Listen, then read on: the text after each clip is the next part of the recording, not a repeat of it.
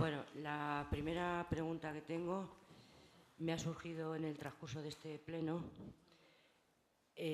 cuando el alcalde ha dicho que yo propuse en la Comisión de Hacienda, de Cuentas y Preparación al Pleno que se contratara un asesor jurídico permanente.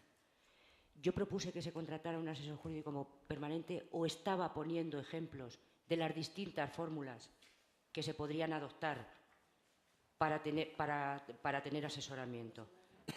Yo quiero que quede bien claro, porque yo lo que dije es que había muchas fórmulas. Una era esa, otra era contratar puntual según los procesos y de qué trataran. Quiero que aclare el señor alcalde que yo no propuse en ningún momento en la comisión contratar un asesor jurídico en plantilla, porque no fue así. Puse ejemplos de las distintas fórmulas. El Partido Popular estaba delante y creo que corroborará lo que estoy diciendo.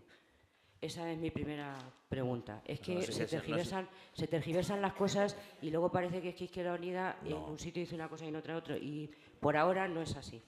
Eso no es una pregunta, María. Bueno, es una pregunta. Le estoy preguntando si es verdad que yo propuse que se contratara un asesor jurídico permanente, como ha dicho usted.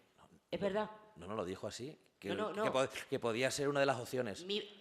¿Pero lo propuse o era un ejemplo de las muchas opciones que había? Bueno, en el ejemplo estaba la propuesta. Vale, muy bien, de acuerdo.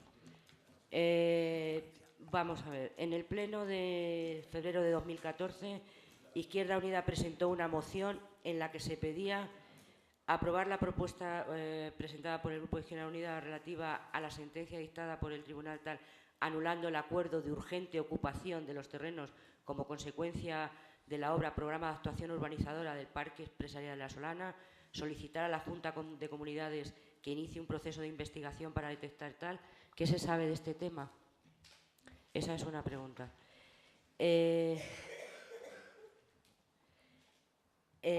Otra pregunta es, en la Junta de Gobierno de 22 de diciembre hemos visto que el Ayuntamiento ha perdido otro pleito más, esta vez con la empresa que ejecutó las obras del Cádiz, que nos reclama intereses de demora por valor de 56.535 euros.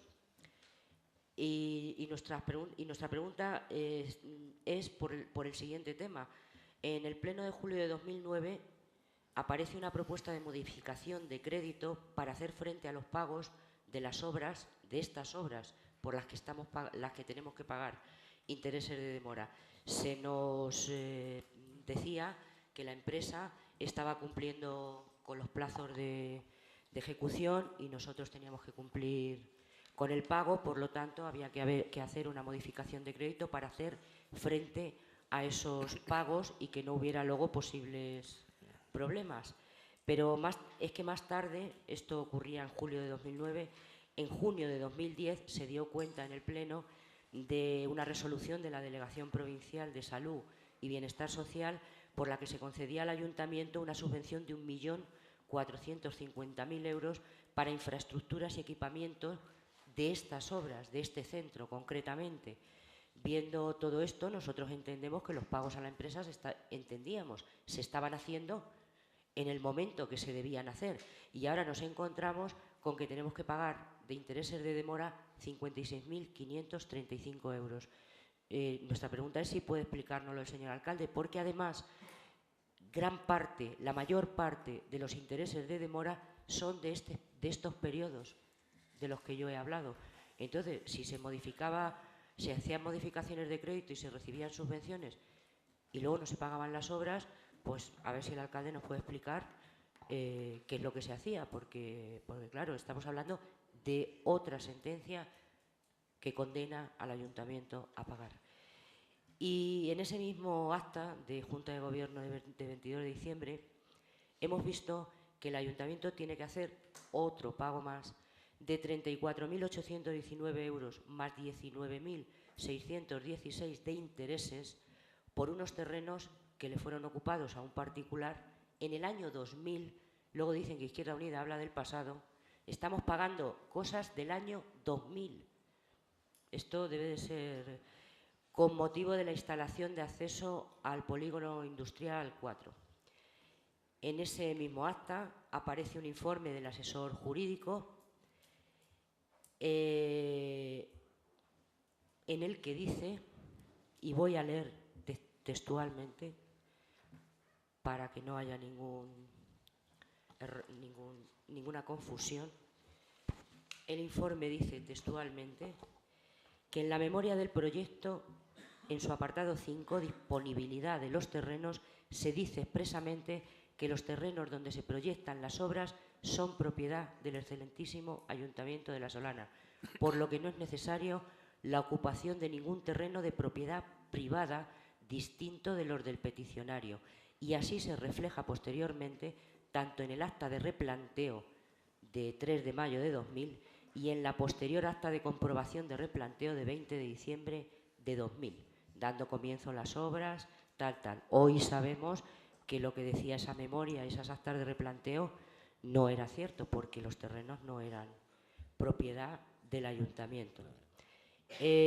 También dice ese informe que mediante escrito presentado en el Registro General del Ayuntamiento, fecha 6 de mayo de 2010, de este particular, solicita la entrega a cambio de la parcela de su propiedad, por la vía de acceso de una parcela en suelo urbano con una superficie de entre un 45 y un 60% de la superficie total de la parcela.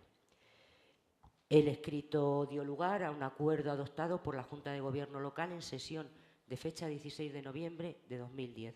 Este escrito, y así lo reflejamos en el recibí cuando pedimos el expediente, no está en el expediente. Por lo tanto, no podemos saber qué decía el escrito.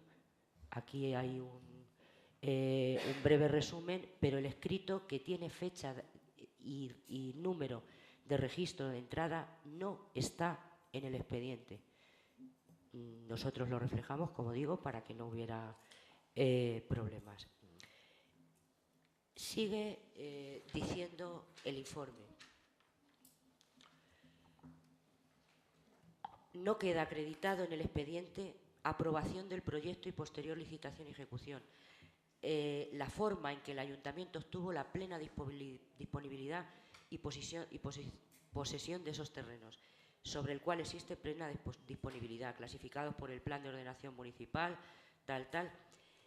al no constar en el expediente ningún documento que atestigue la cesión expresa de esos terrenos, lo que hace suponer que hubo conversaciones, hace suponer, porque no hay ningún papel que lo diga, que hubo conversaciones con el citado propietario para una cesión voluntaria, presunción incluida de que no existiera oposición a la ocupación realizada sin percibir ningún tipo de contraprestación.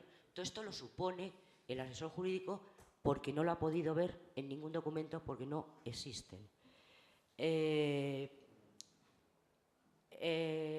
Sigue diciendo el informe. En consecuencia, debe descartarse que el Ayuntamiento pudiera obtener los terrenos ocupados en la parcela 3 del polígono tal a través de los mecanismos regulados en la LOTAU. Analizada la petición formulada y conectándola con la legislación vigente en el momento de la ocupación, se llega a la conclusión de que el Ayuntamiento, en el año 2000, cuando desarrolló el proyecto al que nos referimos, no habilitó ninguno de los instrumentos que la ley autonómica le ponía a su disposición para obtener los terrenos con destino a la creación de sistemas generales, que habría permitido obtener los terrenos mediante cesión obligatoria y gratuita, o subsidiariamente mediante los procedimientos de ocupación directa o expropiación, simplemente tal. Nosotros entendemos, a la vista de este informe, que si el procedimiento se hubiera ajustado a la legislación, a la ley, esos terrenos, como bien dice el informe, no habrían supuesto coste alguno para el Ayuntamiento, o el coste hubiese sido mínimo. Hoy, 14 años, casi 15 años después de que esto ocurriera, resulta que tenemos que pagar casi 60.000 euros a este particular que, por otro lado, hace bien, en reclamarlos. Y nuestra pregunta es, ¿considera justo el alcalde que sean los vecinos de La Solana quienes tengan que pagar esta cantidad, teniendo en cuenta que el proceso se desarrolló, tal y como indica el informe, al margen de la legislación vigente en ese momento? Porque nosotros consideramos que no es justo.